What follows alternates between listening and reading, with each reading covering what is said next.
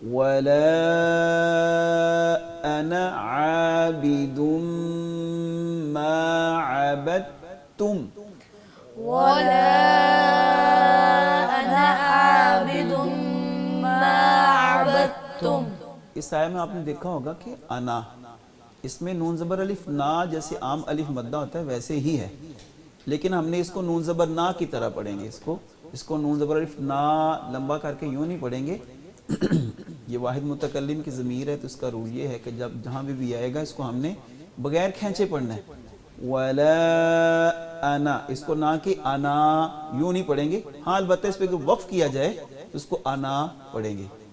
اب یہاں پہ ہم اس کو پڑھیں گے ولا انا عابد ما عبدتم.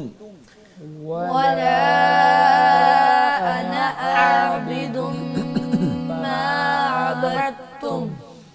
ولا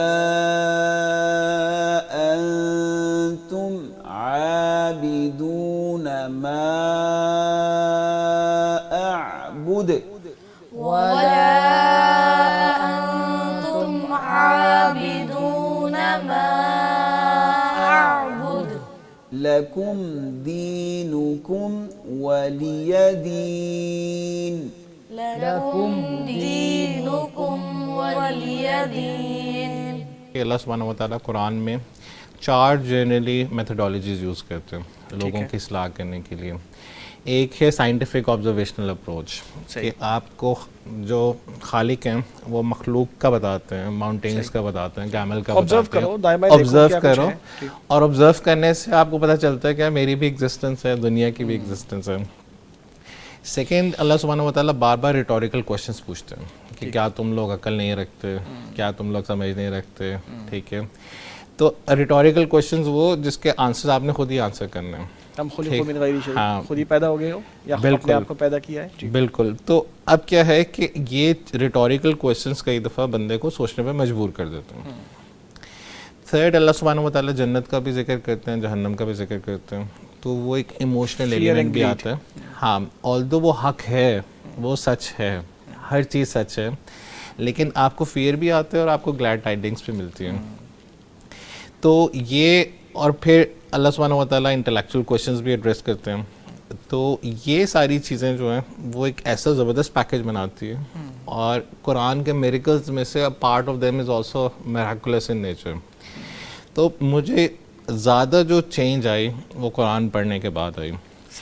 اور اب آپ صحیح سمجھیں غلط سمجھیں، میں مین وائل اے سی سی بھی کر رہا تھا، تو میرا بھائی اس بات کا وٹنس ہے کہ میں چارٹرڈ اکاؤنٹنسی کم پڑھتا تھا اور اسلامک لٹریچر زیادہ پڑھتا تھا.